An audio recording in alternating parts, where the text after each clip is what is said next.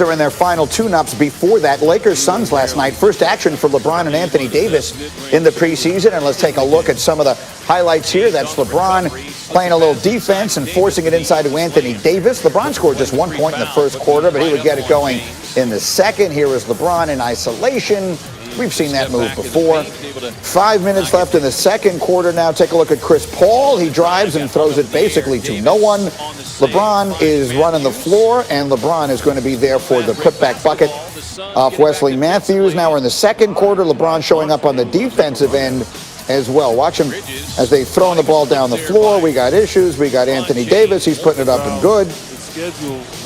It is the Lakers who get the win 112-107. You see LeBron played 15 minutes, and they're getting ready for the debuts on Tuesday. Meanwhile, James Harden, this is really the story in the NBA. Yesterday, he avoided directly answering questions about his future and his desire for a trade out of Houston during his media availability. Here's how that went. Right now, I'm just focused on being here. Today was good. Yesterday felt really good being out there the first time since the bubble. I hadn't really had an opportunity to do a lot of 5-on-5 work, but for my first time being out there, I think I felt pretty good. James, what was the point that you were trying to get across when you went to Atlanta and Vegas? I was just training. What were you training for? The start of the NBA season. How did going to Atlanta and Vegas help you there when the Rockets were starting training camp in Houston? Just my personal trainers. So that is how that went. And here's how this is going to go. The one, the only, Rostradamus is back with us, Jalen Rose, because he sees all. He knows what's going to happen here. So, Jalen, welcome back.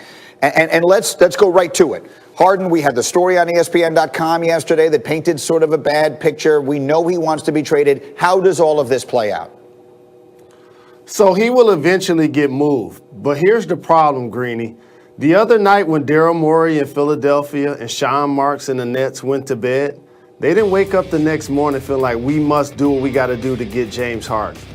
He has to do what the Notorious Big once said, stay low, keep firing.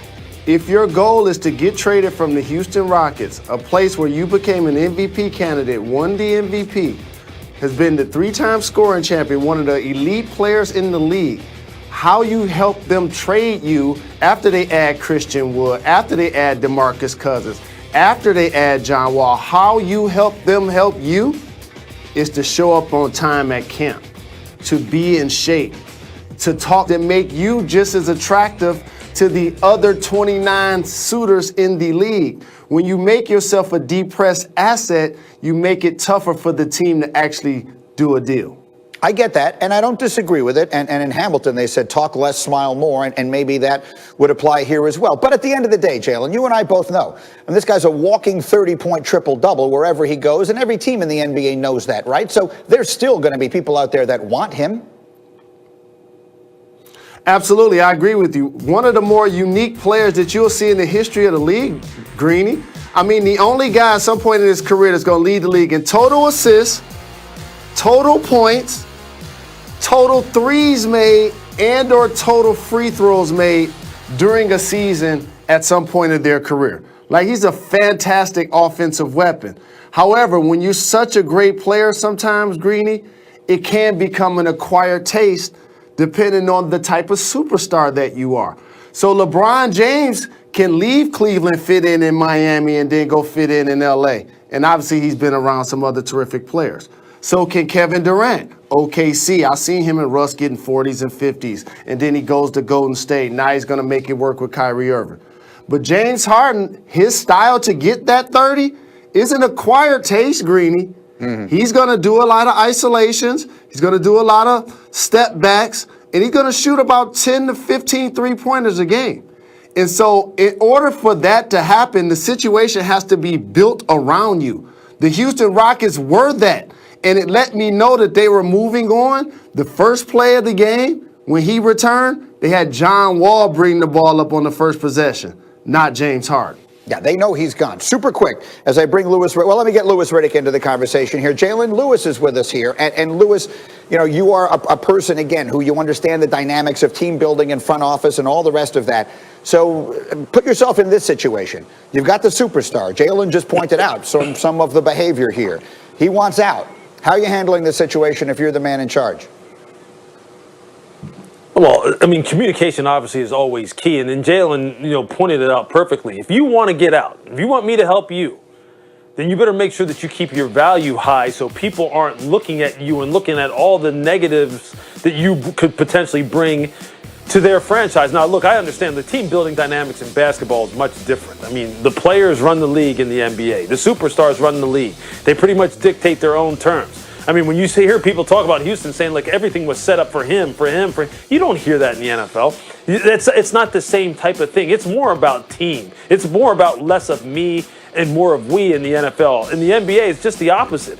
But if you really want to get what you want to get, then you can't have yourself, looking like someone who an organization is going to have to totally go, hey, everyone else that's been here, guess what? We're going to acquire this guy and everything's going to be about him. That's hard to get people to swallow that and be able to be okay with that. So I would be having some serious conversations with him about, look, if you want to get out of here, and quite honestly, as a new GM, I probably want you out of here. Help me help you. All right, so then, Jalen, one more piece of business here. We all saw the reporting yesterday from Adam Schefter and Chris Mortensen that Louis Riddick had an interview with the Houston Texans. Now I'm just focused on being here.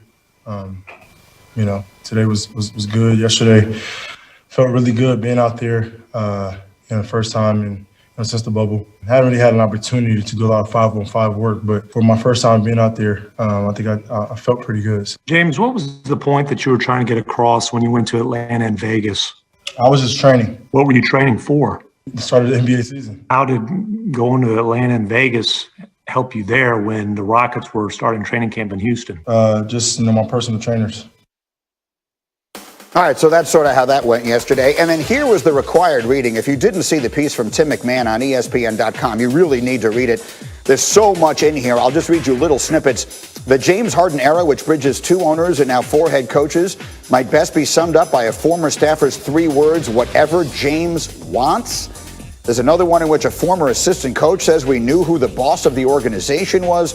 There's another that says if they have multiple days off, James is going to fly somewhere else and party, but he's going to come back and have a 50-point triple-double, so they're okay with it. So much to digest. Again, highly recommend that you go to ESPN.com and read it. In the meantime, here's the big fella. Kendrick Perkins is live with me on Get Up. Big Perk, as you read all of that, what was your reaction to the story about James Harden? It's absolutely true, Greeny. And here's the thing. The Rockets gave James Harden an inch and he took a mile. I've been saying this time and time again that James Harden has had more power than any other player in the NBA. And what happened was that he was not involved in the new general manager hire. He was not involved with the new coaching hire. And he was upset. And look, I get it. If he was mad and he wanted a trade, I get that. But you still have to have a level of professionalism and show up to work. And when you do show up to work, you can't show up looking like me. So what happened is that now you're making it hard on the Rockets to trade you because for the simple fact they have no leverage anymore. So things or the packages that teams would have given up 3 weeks or a month ago, they're not giving that same package up right now. And here it is today. I strongly believe that James Harden will start the season as a Houston Rockets, Greeny, because the word around town through front offices and GMs that are talking that have interest or may have had interest in James Harden is that they're saying that basically he's the new modern Dennis Rodman. They're not questioning his talent or skill set on the court, but they're questioning his winning. They're questioning his off-the-court mentality. So, right now, they're in a tough situation, and I just see James Harden staying put. Interesting. Staying put is one thing. The season starts next Tuesday. Do you believe one way or another the Rockets have to trade him, though? We know if the star wants out, the star generally gets out. Do you believe that one way or another they have to trade him reasonably soon? No, Green, they don't have to do a damn thing. James Harden is under contract for 2 years. He has 2 years left on his deal, so the Houston Rockets don't have to make a move and request James Harden wish, especially because the Houston Rockets want back so much. They want an MVP type player or something close to that with a lot of assets, and teams are not giving that up. So the Houston Rockets are going to stay put. James Harden is under contract for 2 more years. This could get very interesting indeed. And let me tell you, big fella, we have missed you. It is great to see you again. The season starts next Tuesday, and there will be plenty of Kendrick Perkins.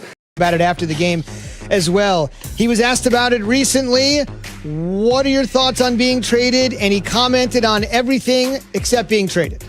Right now, I'm just focused on being here. You know, today was good. Yesterday felt really good being out there. The first time since the bubble. Haven't really had an opportunity to do a lot of 5-on-5 work, but for my first time being out there, I think I felt pretty good. So, Jay, here we go. The regular season begins on Tuesday. The Rockets' first game is Wednesday. The preseason ends Saturday, so there is no travel. There'll be business that can be done Sunday, Monday. When do you think this ends between Harden and the Rockets? It ends when Rafael Stone and the Houston Rockets find the right trade package for James Harden. I like the way James Harden answered the